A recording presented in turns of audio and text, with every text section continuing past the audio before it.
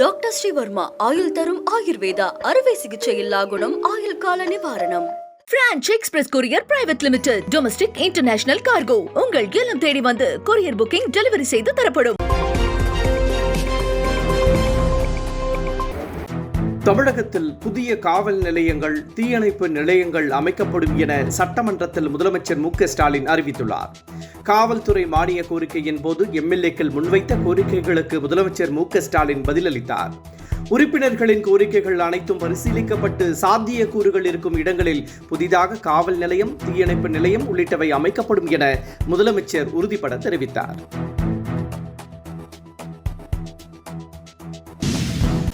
நூறு நாள் வேலை திட்டத்திற்கான நிலுவைத் தொகை 4034 கோடி ரூபாயை வழங்க மத்திய அரசை வலியுறுத்தி திமுக சார்பில் வரும் சனிக்கிழமை அனைத்து ஒன்றியங்களிலும் கண்டன ஆர்ப்பாட்டம் நடைபெறும் என திமுக தலைமை அறிவித்துள்ளது. கட்சியின் பொதுச் செயலாளர் துரைமுருகன் இது தொடர்பாக வெளியிட்டுள்ள அறிக்கையில், நிலுவைத் தொகை குறித்து நாடாளுமன்றத்தில் திமுக உறுப்பினர்கள் எழுப்பிய கேள்விக்கு பாஜக அரசு உரிய பதிலை அளிக்கவில்லை என்று சுட்டிக்காட்டப்பட்டுள்ளது. அத்துடன் தமிழகத்திற்கு தர வேண்டிய நிலுவைத் தொகையான 4034 கோடி ரூபாயை தராமல் வஞ்சித்து மாற்றாந்தாய் மனப்பான்மையுடன் நடத்தும் மத்திய அரசை கண்டித்து வரும் 29ஆம் தேதி சனிக்கிழமை அனைத்து ஒன்றிய கழகங்களிலும் தலா 2 இடங்களில் 100 நாள் வேலை திட்ட பயனாளிகளை திரட்டி ஆர்ப்பாட்டம் நடத்தப்படும் என திமுக பொதுச் செயலாளர் துரைமுருகன் வெளியிட்டுள்ள அறிக்கையில் தெரிவிக்கப்பட்டுள்ளது.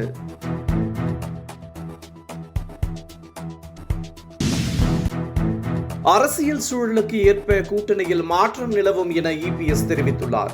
டெல்லியில் மத்திய உள்துறை அமைச்சர் அமித்ஷாவை சந்தித்துவிட்டு சென்னை திரும்பிய இபிஎஸ் சென்னை விமான நிலையத்தில் செய்தியாளர்களை சந்தித்தார்.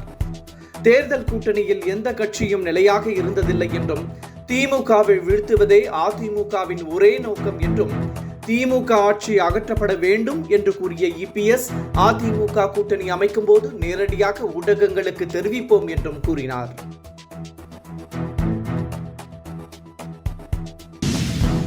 தமிழகத்தில் தொழில் செய்யும் சூழல் இல்லாத காரணத்தால் 3 மாதங்களில் வர வேண்டிய 8000 கோடி ரூபாய் முதலீடு ஆந்திர மாநிலத்திற்கு சென்று விட்டதாக பாமக நிறுவனர் ராமதாஸ் குற்றம் சாட்டியுள்ளார். தமிழகத்தில் தொழில் தொடங்க வந்த 2 பன்னாட்டு நிறுவனங்கள் இங்கு அரசு அனுமதி பெறுவதில் சிரமம் ஏற்படுவதாக புகார் தெரிவித்துள்ளதாகவும், இதன் காரணமாக அந்த நிறுவனங்கள் ஆந்திர மாநிலத்தில் உள்ள ஸ்ரீ சிட்டிக்கு சென்று விட்டதாகவும் அவர் குறிப்பிட்டுள்ளார். அமெரிக்காவைச் சேர்ந்த உலகின் முன்னிலை குளிரூட்டும் கேரியர் நிறுவனம் அதன் உற்பத்தி மையத்தை சென்னை புறநகர் பகுதியான ஸ்ரீபெரும்புதூரில் அமைக்க இருந்ததாகவும், இதேபோல் தென்கொரியாவைச் சேர்ந்த எல்ஜி நிறுவனம் 5000 கோடி ரூபாய் மதிப்பீட்டில் தனது மையத்தை சென்னையில் அமைக்க இருந்ததாகவும், ஆனால் இந்த 2 நிறுவனங்களும் தற்போது ஆந்திரா சென்று விட்டதாக குறிப்பிட்டுள்ள ராமதாஸ், தமிழகத்தில் தொழில் தொடங்கும் சூழல் இல்லை என்பதை இது காட்டுவதாக தெரிவித்துள்ளார்.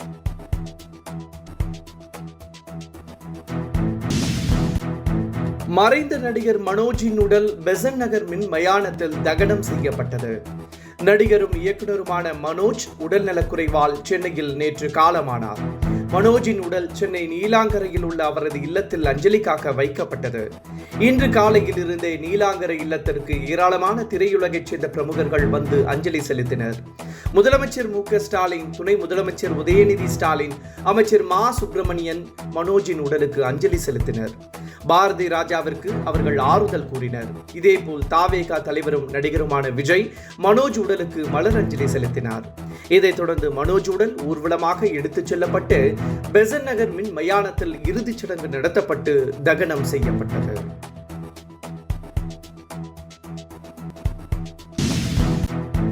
பாஜகவுடன் கூட்டணியில் இணைய இபிஎஸ் கடுமையான நிபந்தனைகளை முன்வைத்துள்ளதாக தகவல் வெளியாகியுள்ளது. கூட்டணிக்கு அதிமுகவே தலைமை தாங்கும் என்றும், கட்சியில் இருந்து சென்றவர்களை சேர்க்க நிர்பந்திக்க கூடாது என்றும் இபிஎஸ் நிபந்தனை வைத்துள்ளதாக கூறப்படுகிறது. இதற்கு பாஜக சார்பில் இருந்து உறுதி அளிக்கப்பட்டதாகவும், இதனைத் தொடர்ந்து வரும் ஏப்ரல் மாதம் கூட்டணி குறித்த தகவல் அதிகாரப்பூர்வமாக வெளியாகும் என்றும் தகவல் வெளியாகியுள்ளது.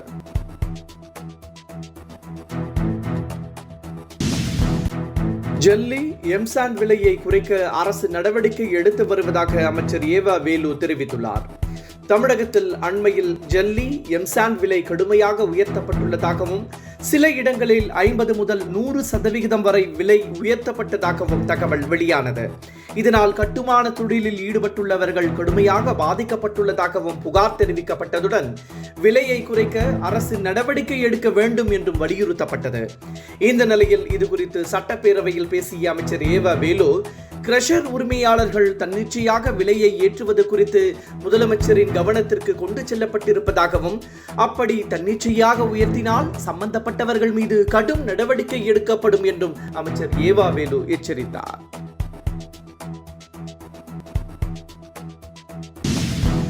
தமிழக வெற்றிக் கழக தலைவர் விஜய் எதிர்க்கட்சிகளுடன் கூட்டணி அமைத்தால் ஆளும் அரசில் இடம்பெறுவார் என விஜயதாரணி கூறியுள்ளார். அமித்ஷா இபிஎஸ் சந்திப்பு குறித்து பேசிய பாஜக தலைவர்களில் ஒருவரான விஜயதாரணி, வரும் சட்டமன்ற பொதுத் தேர்தலில் பாஜக அதிமுக கூட்டணி உருவாக்க வாய்ப்பு ஏற்பட்டுள்ளதாக தெரிவித்துள்ளார். அனைத்து எதிர்க்கட்சிகளும் ஒன்றிணைந்து போட்டியிட்டால் மாற்றம் ஏற்படும் என அவர் கூறினார். மேலும் விஜய் எதிர்க்கட்சிகளுடன் கூட்டணி அமைத்தால் ஆளும் அரசில் அவர் இடம்பெறுவார் என்றும் விஜயதாரணி தெரிவித்துள்ளார்.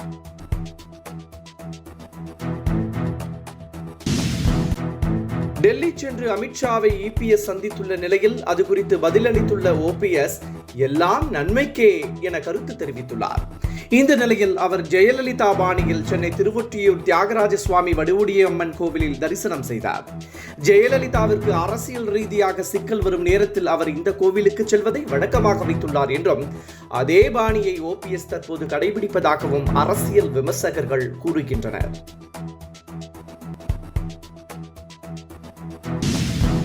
பராமரிப்பு பணி காரணமாக சென்னை சென்ட்ரல் ஆவடி இடையே நள்ளிரவு இயங்கும் புறநகர் மின்சார ரயில் மார்ச் 26, 27 மற்றும் 28 ஆகிய தேதிகளில் ரத்து செய்யப்பட உள்ளது.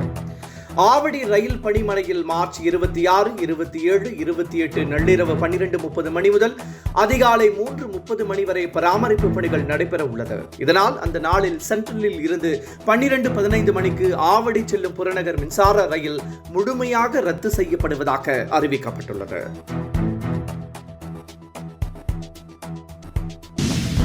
மக்களவையில் தன்னை சபாநாயகர் பேசவே அனுமதிப்பதில்லை என எதிர்க்கட்சி தலைவர் ராகுல் காந்தி குற்றம் சாட்டியுள்ளார். தான் பேச நினைக்கும் போதெல்லாம் சபாநாயகர் தடுத்து நிறுத்துவதாகவும், அமைதியாக உட்கார வேண்டிய நிலைமைதான் ஏற்படுவதாகவும் ராகுல் விமர்சித்துள்ளார். ஜனநாயகம் என்பதே மக்களவையில் இல்லை என்றும், கும்பமேளா விவகாரம், வேலை வாய்ப்பின்மை உள்ளிட்டவை குறித்து பேச விடுவதில்லை என்றும் ராகுல் காந்தி உருக்கமாக தெரிவித்துள்ளார்.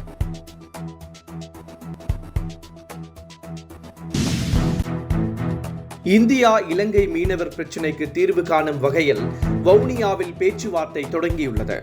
எல்லை தாண்டி மீன்பிடித்ததாக தமிழக மீனவர்கள் மீது இலங்கை கடற்படை நடத்தி வரும் தாக்குதல் முடிவுக்கு வராமல் உள்ளது.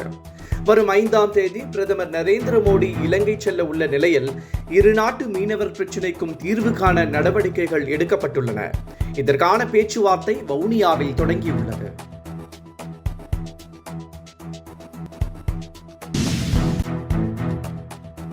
உடல் நலக்குறைவால் காலமான கரைத்த வீரரும் நடிகருமான ஹுசைனியின் உடல் அவரது சொந்த ஊரான மதுரையில் அடக்கம் செய்யப்பட்டது. சென்னையில் இருந்து மதுரைக்கு கொண்டு செல்லப்பட்ட ஹுசைனியின் உடல் சுண்ணாம்புக்கார தெருவில் உள்ள உறவினர் வீட்டில் அஞ்சலி காக்க வைக்கப்பட்டது. அங்குள்ள கல்லறையில் காஜிமார் திரு பள்ளிவாசலில் சிறப்பு தொழுகை நடத்தப்பட்டு ஹுசைனியின் உடல் அடக்கம் செய்யப்பட்டது.